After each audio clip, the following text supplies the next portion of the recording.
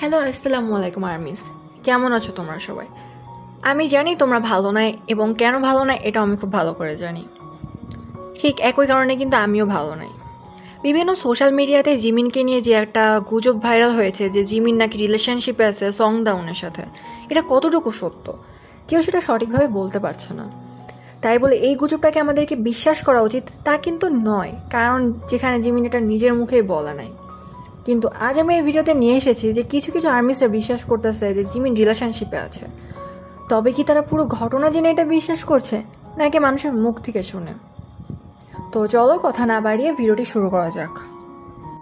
আসলে জিমিনকে নিয়ে গুজব এটা নতুন কিছু নয়। 2022 সাল থেকে শোনা যাচ্ছিল ওর সঙ্গে দক্ষিণ কোরিয়ার অভিনেত্রী সং ডাউনের সম্পর্ক থাকতে পারে। কারণ কি ছিল? একই সময় একই ধরনের ইনস্টাগ্রাম পোস্ট, ম্যাচিং অ্যাক্সেসরিজ, হোটেলের লোকেশন মিলে যাওয়া, এসব মিলিয়ে অনেক নেটিজেন মনে করছিল ওরা হয়তো একসাথে। কিন্তু তখন সং ডাউন স্পষ্টভাবে বলে দিয়েছিল, আমি কোনো সম্পর্কের মধ্যে নাই, দয়া করে আমাকে এইভাবে জড়িও না। তবুও হেড কমেন্ট, সাইবার বুলিং থামেনি। এমনকি তিনি বলেছিলেন তিনি আইনগত ব্যবস্থা নেবেন। এরপর হঠাৎ করে 2025 সালের 26শে অগাস্ট সং ডাউন নিজের সোশ্যাল মিডিয়ায় একটি ভিডিও পোস্ট করেন।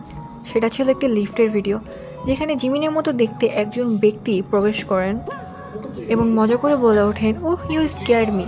ভিডিওটা দ্রুত মুছে ফেলা হলো, ইতিমধ্যে সেটা ভাইরাল হয়ে যায়।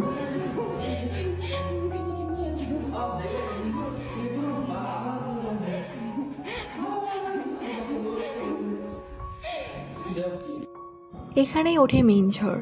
কেউ কেউ বললো এটা প্রমাণ যে ওরা সম্পর্কে আছে, কেউ বললো এটা অ্যাটেনশন সিকিং কারণ গোপন ভিডিও ফাঁস করা ঠিক হয়নি, আবার অনেকেই বলল এটা হয়তো এডিট করা বা ফেক ভিডিও। সবচেয়ে গুরুত্বপূর্ণ ব্যাপার হলো আজ পর্যন্ত জিমিন বা তার এজেন্সি বিগ হিট কেউ কিছু বলেনি। এখন ভক্তরা অপেক্ষায় আছে জিমিন নিজে কিছু বলবে কিনা।